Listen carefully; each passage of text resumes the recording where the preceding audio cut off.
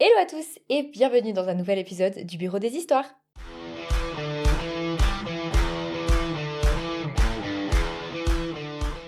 On se retrouve aujourd'hui à notre habitude avec 3 nouvelles histoires, 2 Reddit et une histoire d'abonnés. Mais avant toute chose, vous connaissez la chanson.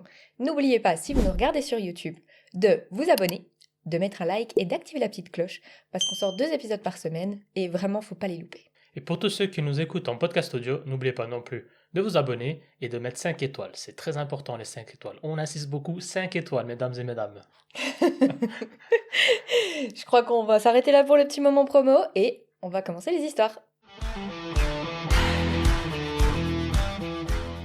C'est moi le problème de ne plus donner de nouvelles à mon père. Avec l'expérience qu'on a de ces histoires, je dirais non. On verra. C'est une histoire d'abonné. Je suis une femme de 30 ans et à 16 ans, ma mère m'a mise dehors en plein été. Depuis, je vis sans elle. J'ai été hébergé chez ma sœur, puis en foyer. Mon père, lui, habite dans une autre région. À l'époque, il ne pouvait pas me prendre chez lui pour des raisons administratives et scolaires compliquées. Malgré ça, j'ai toujours été proche de lui. Notre relation a toujours été intense, parfois conflictuelle, parce qu'on a tous les deux un fort caractère. Je reconnais là être bien sa fille. Jusqu'à mes 16 ans, je le voyais un week-end sur deux et la moitié des vacances. Il y a environ 8 ans, il a été profondément blessé par une femme. Depuis, il enchaîne les relations sans lendemain, il fréquente plusieurs femmes en même temps, parle beaucoup de ses conquêtes, et depuis 2021, il est au chômage sans vraiment chercher à retravailler. Il aime que tout tourne autour de lui. Quand on s'appelle, la conversation finit presque toujours par parler de lui. Mi-décembre, je me suis gravement blessé au genou. Immobilisation minimum 1 mois. Aujourd'hui, fin février, je ne travaille toujours pas. Je suis quelqu'un de très actif et rester bloqué chez moi m'a profondément déprimé. Financièrement, c'est aussi compliqué. J'avais fait une formation pour changer de travail, j'étais prête à chercher un nouveau poste et la blessure est arrivée. Comme j'étais déjà au chômage, mes indemnités sont très faibles. Heureusement que ma femme travaille, mais on a du mal à joindre les deux bouts. J'ai appelé mon père pour lui expliquer la situation, j'étais en pleurs. Le 19 décembre, il m'a envoyé un message très dur. Il m'a accusé de me poser en victime alors que lui aussi allait mal. Il a comparé ma blessure à une chute qu'il avait faite en passant l'aspirateur. Il m'a reproché de ne jamais prendre de ses nouvelles et m'a dit que j'avais de la chance d'avoir le salaire de ma femme. Je lui ai répondu que, contrairement à lui, être au chômage ou en arrêt n'est pas une situation que je vivais bien, que moi j'avais envie de travailler. Et puis il a écrit une phrase qui m'a blessé. Ta mère, elle est tranquille, elle ne subit pas ton caractère. Je lui ai répondu que s'il enviait tant sa vie sans moi, il savait ce qu'il restait à faire. C'est pas lui qui se plaignait de pas avoir de nouvelles d'elle? Non, Ok, c'était juste pour être sûr. cela a dégénéré. Son dernier message a été chacun ses problèmes, bye. Je n'ai pas répondu. Depuis, aucune nouvelle. Entre-temps, j'ai été opéré du genou et je suis toujours en rééducation. Il ne m'a jamais demandé comment ça s'était passé. J'ai seulement appris qu'il était parti en vacances en Tunisie avec une de ses compagnes. Je suis blessé, très blessé. Je l'appelle pas, je n'écris pas, parce que je pense ne pas avoir été en tort au départ. Pour moi, c'est lui qui me doit des excuses. Je sais ce que c'est de couper avec un parent, je vis sans ma mère depuis 15 ans. Mais malgré tout, mon père me manque. Alors je me demande, c'est moi le problème? Dans l'absolu, non. Dans l'absolu, non. Non, après, je pense que son papa a besoin d'aide. Ça sent la dépression à plein nez. Je pense qu'il s'est jamais remis de cette relation qui s'est terminée abruptement. Et en fait, après, il est parti en roue libre. Et je pense qu'il a besoin de quelqu'un, genre un professionnel, pour l'aider à surmonter ça. Oui, ce que tu dis, c'est peut-être un bon point, effectivement, que il se remet pas et qu'il a besoin d'un peu d'aide, on va dire. Mais en même temps, c'est ton père, donc en tant qu'enfant, est-ce que c'est vraiment aux enfants d'aider un parent, alors qu'il est encore jeune, 57 ou 59, je sais plus, parce que ma mémoire flanche même quand je lis. Non, alors c'est vrai qu'en soi, c'est pas forcément sa responsabilité. Après, il a peut-être pas d'autres personnes. Tu vois, sa sœur, elles ont pas le même père. Donc si elle est fille unique, c'est la seule qui peut essayer de le driver et puis lui dire, écoute, faut que t'ailles voir quelqu'un parce que ça va pas, parce que ça fait depuis 2021. On est gentiment en 2026 quand même. Bah, on n'est pas gentiment, on est en 2026. Oui, on est en début 2026. Je sais pas de quand exactement elle nous l'a envoyé, mais c'était début 2026. Donc ça fait quand même 5 ans qu'il est en roue libre. Donc ça veut dire que seul, il n'y arrive pas. Et c'est vrai que ben, c'est pas forcément ton rôle en tant qu'enfant, mais en même temps, si t'es la seule personne vraiment proche dans sa vie, bah c'est difficile de pas non plus essayer de l'aider. Après, pour moi, le seul truc de cette histoire-là, c'est comme elle l'a dit au début, ils ont deux forts caractères. Donc je pense que c'est toujours explosif entre eux. Et puis pour moi, il y a la dernière phrase qui est, comme elle dit, mais malgré tout, mon père me manque. Donc en fait, s'il te manque, avale ta fierté, et puis bah tu l'appelles ou tu lui envoies un message. Et puis même si tu trouves que t'es pas en tort, tu envoies un petit message, tu dis écoute, on a allé trop loin, je suis désolé, tu me manques. Et puis ça va raviver la flamme, je pense. Oui, bien sûr. Non, on est d'accord. Après, c'est toujours compliqué parce que quand tu as des relations comme ça, bah, comme tu as dit, avec de forts caractères, tu as un peu cet effet miroir. Je trouve que c'est difficile de trouver ton juste milieu. Mais malgré que ça soit son enfant, c'est plus une enfant. Donc effectivement, tu peux être la plus grande personne des deux et puis te dire, bon, allez, on s'arrête là. Et puis tu reprends contact avec, tu dis, écoute, je crois qu'on a les deux dit des trucs qu'on peut regretter. T'es même peut-être pas forcément obligé de t'excuser si t'as pas Oui, si tu envie. veux pas. Et puis ce serait cool qu'on se revoie et on se boit un café. Et puis à ce moment-là, tu peux aussi essayer de voir de quoi il aurait besoin peut-être pour aller mieux. Parce que c'est dur, je trouve, quand t'es adulte, justement. T'es censé être l'adulte. Et du coup, les gens, ils te regardent sans forcément penser que t'aurais besoin d'aide pour autant, tu sais. Oui, après, c'est toujours ce qu'on dit, c'est que tu peux aider quelqu'un qui a envie d'être aidé. Peut-être que lui, conquérir des demoiselles, ça lui va bien, qu'il n'a pas forcément envie de travailler parce que maintenant il a pris une habitude, et que pour lui, il n'y a pas de problème, et que c'est pour les autres qu'il y a des problèmes. Donc c'est toujours un peu délicat d'aider quelqu'un qui voit pas que tu as besoin d'aide finalement. Complètement, complètement. Après, c'est à savoir s'ils ont déjà eu une conversation autour de ça ou pas. Parce que des fois, tu veux juste pas blesser les gens pour leur dire tu penses pas que t'as besoin d'aide un peu ou comme ça. Et puis au final, c'est peut-être juste ce qu'il leur faut pour se rendre compte qu'il y a quelque chose qui va pas. Et peut-être juste d'avoir une discussion un peu à cœur ouvert, éviter la confrontation.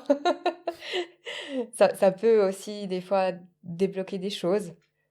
Et puis tu passes sur un côté un poil plus sentimental. Et puis des fois, ça ouvre des portes, tu vois. Parce que en fait, on a toujours cette relation avec nos parents, parents-enfants. Mais quand on devient des adultes, tu peux avoir une relation adulte-adulte. Ah, ça dépend avec quels parents, parce qu'il y a des parents, tu resteras toujours leur petit, hein. Oui, mais c'est vrai que moi je vois qu'il y a eu un switch qui s'est fait quand avec ma maman par exemple, maintenant on est dans une relation adulte-adulte et je trouve que c'est fluide, on a des discussions sur ben, notre santé mentale, des choses un peu comme ça, comme si on était au même niveau, parce qu'on a plus ce rapport enfant en colère contre son parent et du coup je trouve que ça change énormément les choses et des fois juste de faire ce switch-là en disant hé, papa, j'ai l'impression que ta vie ça va pas trop, est-ce qu'il y a quelque chose que je peux faire pour t'aider? Peut-être que ce serait bien d'aller voir quelqu'un. Et des Présente-moi fois, tes copines. et des fois, ça peut faire switcher la relation d'adulte à adulte, où il voit qu'il peut aussi se reposer sur toi, malgré que ça soit lui, on va dire l'adulte responsable. Et des fois, t'as comme ça des liens qui se créent différemment quand tu ouvres une nouvelle porte, tu vois. Ouais, mais voilà, encore une fois, on a un peu digressé, c'est comme ça qu'on dit, non? Oui, je sais pas si ça se dit en français, mais... Ah, bon, bah Ouais. c'est Mais oui, oui, c'est oui. parce que je parle deux mots anglais, du coup. C'est ça. Oui, oui. Bon, bref. Pour conclure, du coup, l'histoire, pour toi, c'est qui le problème? Alors, pour moi, comme ça, en premier shot, c'est quand même le papa. Parce que c'est le papa. Donc, il a pas à écrire à sa fille comme s'il écrivait à une pote à qui il s'est brouillé, tu vois. Et elle, elle est blessée parce que bah, c'est son papa et qui lui a mal parlé. Donc là, c'est l'enfant qui est blessé, donc je comprends totalement son point de vue. Donc pour moi, en premier lieu, c'est le papa. Eh ben, moi, pour une fois, je vais aller pas dans ton sens. Parce que pour moi, la dernière phrase, là, vraiment, mon père me manque, pour moi, change un peu toute la dynamique. Oui. Et je vais dire, c'est 50-50 le problème. Ça te Non, va? ça me va. Ok. C'est comme j'ai dit, pour moi, en premier lieu. Oui, Tu vois? ouais, Après, effectivement, bah, tu peux, voilà, tu peux faire le pas et puis aller un peu de l'avant. Donc je suis d'accord avec toi. merci. Allez, prochaine histoire. Prochaine histoire.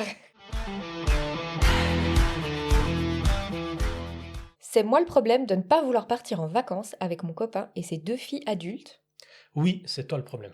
Waouh! Mais je vais changer un peu. À chaque fois, je dis non. Ok, c'est parti. Je suis avec mon copain depuis 4 ans. Il a deux filles adultes et moi j'ai deux fils adultes. Au début, ses filles ne m'acceptaient pas vraiment, mais lui dit qu'elle m'aimait bien. Sa plus jeune fait souvent des petites piques et peut être très impolie et condescendante. Si je dis que quelque chose est joli, elle répond que non. Son aînée est très contrôlante. Elle dirige tout le monde, décide de ce qu'on fait et quand on le fait. Dans le passé, quand on partait ensemble, mon copain me demandait de faire des recherches et de trouver des activités à faire sur place. Puis, au final, on faisait toujours ce que voulait sa fille aînée. Elle planifie souvent des choses que je ne suis pas physiquement capable de faire.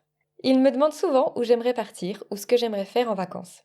J'ai dit plusieurs fois que j'aimerais aller à New York, voir une comédie musicale à Broadway. C'est un rêve pour moi. Lui n'a jamais été intéressé.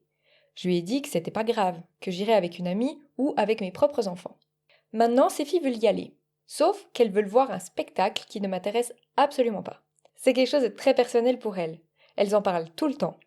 Je lui ai dit que je ne voulais pas voir ce spectacle, je n'ai aucun problème à ce qu'il y aille juste avec ses filles, mais lui veut absolument que je vienne. Je suis déjà passée par là, ça va être très décevant, on va marcher partout en faisant uniquement ce que les filles veulent, et tout tournera autour d'elles. Ce soir, il m'a appelé pendant qu'il dînait avec elles pour me dire qu'elles avaient choisi des dates. Et bien sûr, ça tombe exactement le même week-end qu'un événement caritatif organisé par une association dont je fais partie. Et cette année, c'est moi qui en suis responsable. Je n'ai donc pas le choix, je ne peux pas y aller. Mais lui est très déçu. Ce genre de choses est déjà arrivé plusieurs fois. Elles ont planifié des voyages pendant ma première semaine de reprise de travail, mon anniversaire, notre anniversaire de couple, et même le jour où je devais subir une opération ambulatoire. Franchement, ça ne ressemble pas à des coïncidences. Alors je me demande, c'est moi le problème?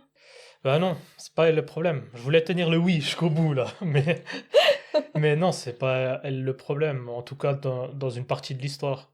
Bon, il faut pas être Einstein pour comprendre que les filles de son copain ne l'aiment pas trop. Je pense pas non plus. Je pense qu'elles ont du mal à accepter la relation. C'est euh, c'est comme ça fait partie de la vie. Tu as des relations qui sont vouées à l'échec. Et à mon sens, la seule problématique de celle qui raconte l'histoire, c'est qu'elle continue cette relation. Ouais. Et je pense il est temps d'arrêter, quoi. Ça colle pas. Et quand tu as des enfants, après c'est dommage parce que c'est des adultes.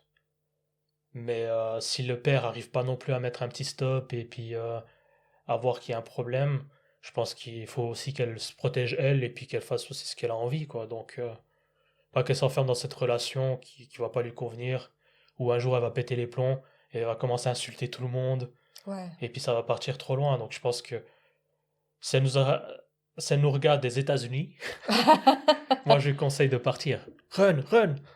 Ouais, je pense aussi. C'est vrai que c'est compliqué quand t'as des familles recomposées et en fait, si t'arrives pas à t'entendre avec tes... Comment on dit Les beaux enfants. les beaux enfants. Si t'arrives pas à t'entendre avec tes beaux enfants, je pense qu'effectivement, c'est pas une relation qui est saine. Quoi qu'il en soit. Qu'elle soit adulte, enfant, alors enfant encore plus. Mais c'est vrai que si tu vois que ton conjoint, en plus, arrive pas à prendre ton parti de temps en temps Mhm. et à modérer, c'est clairement, il a pas envie de le faire. Donc à ce moment-là, il faut que tu partes. Tu peux pas t'imposer comme ça dans une famille qui veut pas de toi, en gros, quoi. Non, c'est ça. C'est exactement ça, quoi. Et 4 ans, c'est long.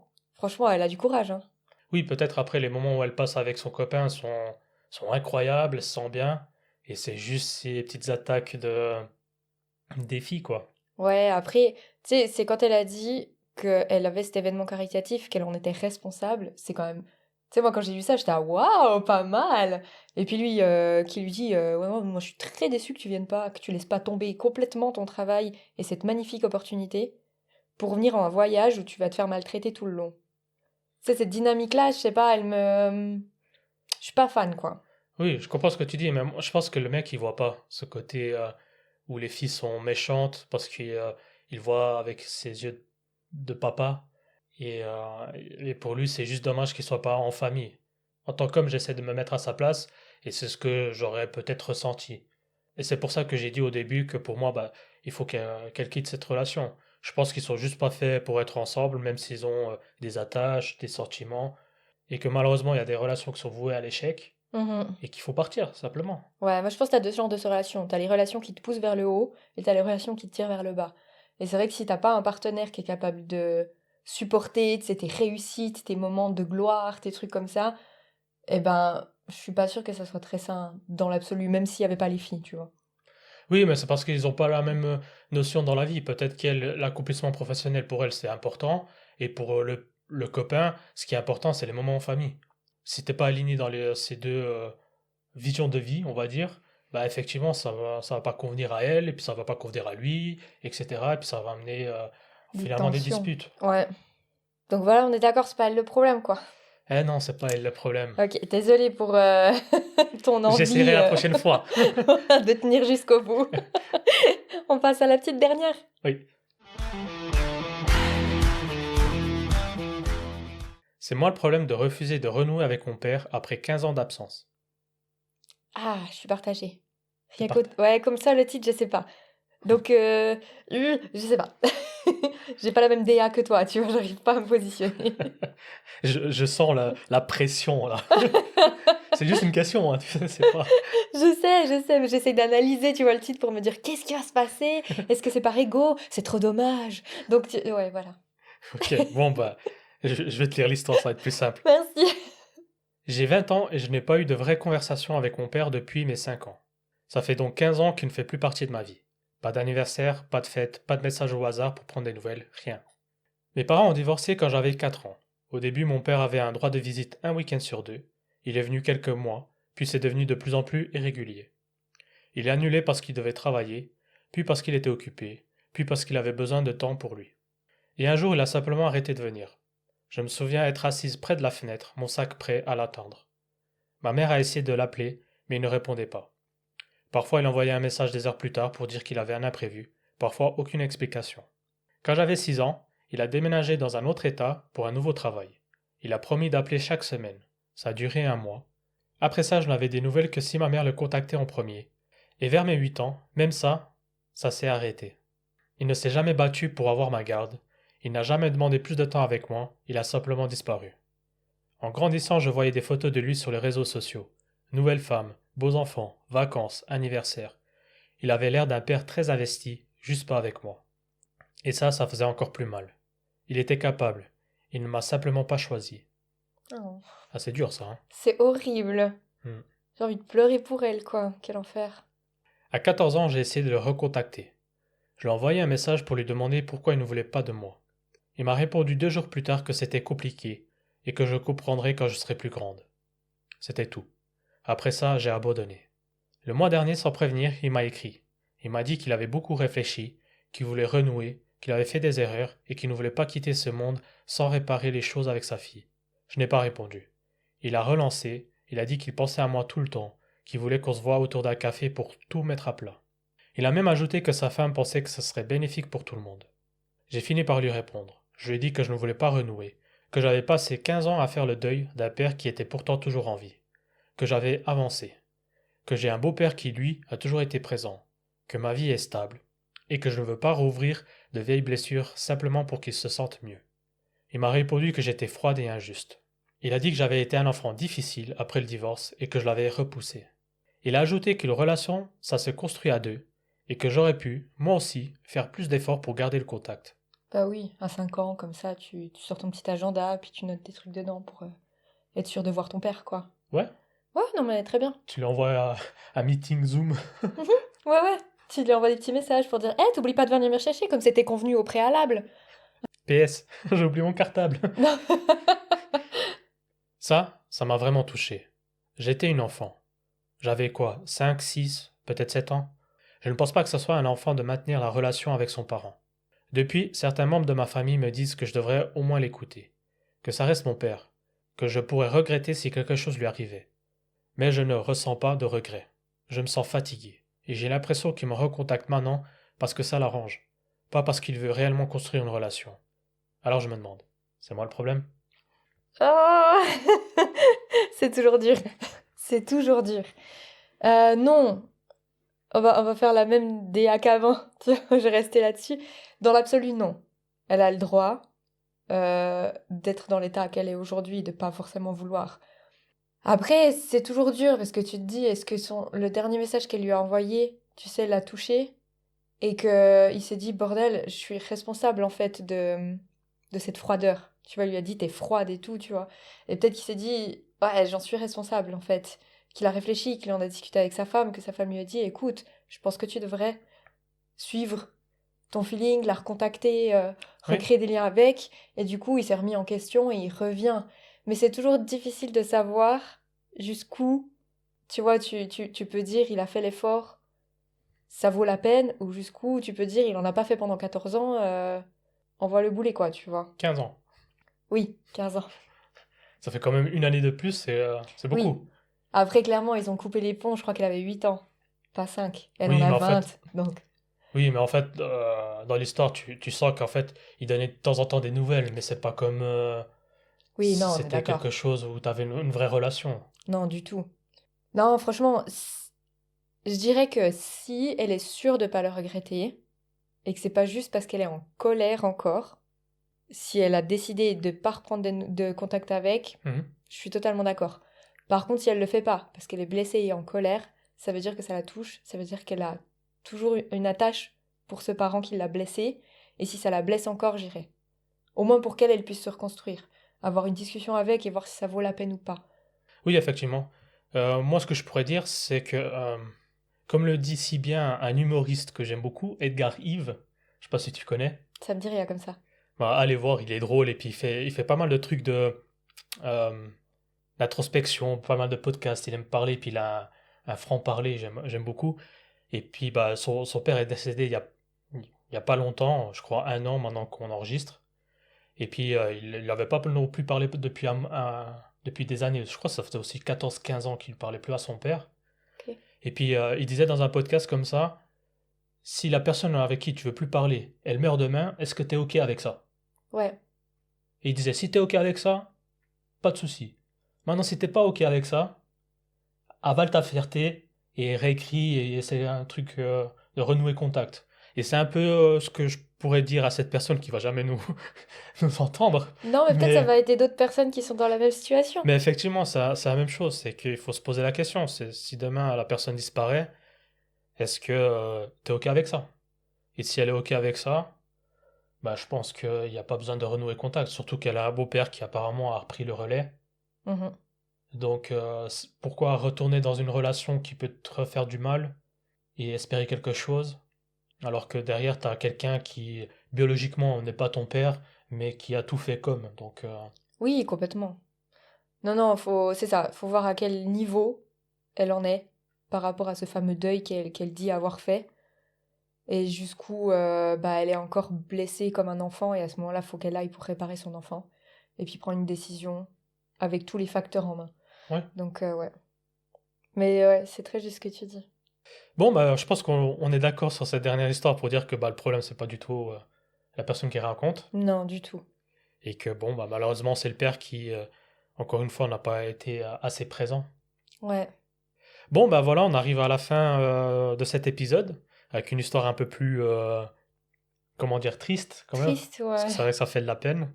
Mais voilà, n'hésitez pas à nous dire aussi en commentaire pour vous c'est qui le problème de ces 3 histoires. Et si vous voulez que nous, on vous dise si vous êtes le problème de votre histoire, vous pouvez nous la soumettre avec le lien directement en bio. Vous cliquez, on a créé un formulaire hyper simple à remplir, on vous a un peu mâché le travail. Vous nous donnez votre histoire et on se fera un plaisir de la traiter. Ok, bah sur ce, on se retrouve pour le prochain épisode, Yes, et puis on y va comme ça. ça marche. Allez, bye Bye bye! bye.